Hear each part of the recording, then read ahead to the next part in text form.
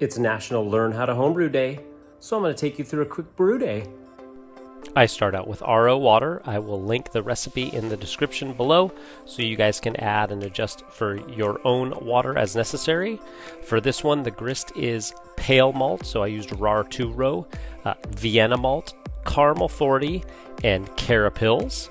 I mashed this one for 60 minutes at 150 degrees. You can see my mom helped me mash this one in. This was her first brew, so how appropriate for a Learn How to Homebrew Day. After squeezing the bag, bringing it to a boil, I added Warrior at 60 minutes for my bittering addition. And then at 30 minutes, I added Centennial. At 5 minutes left, I added Azacca, Idaho 7, and Sabro. I did dry hop this about 4 days after fermentation started, so towards the end of fermentation, and I left them in there for about 4 days with Azacca, Idaho 7, and Sabro.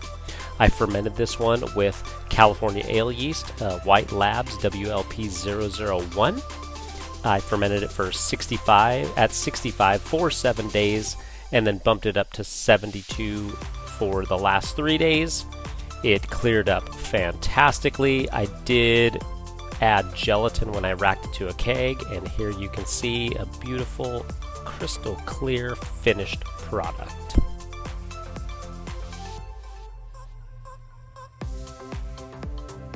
All right, I gotta say, Elementary IPA came out fantastic.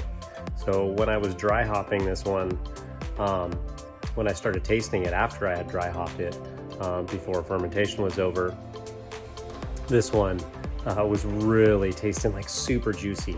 But I did do a West Coast style, so you can see it's cleared up quite nicely.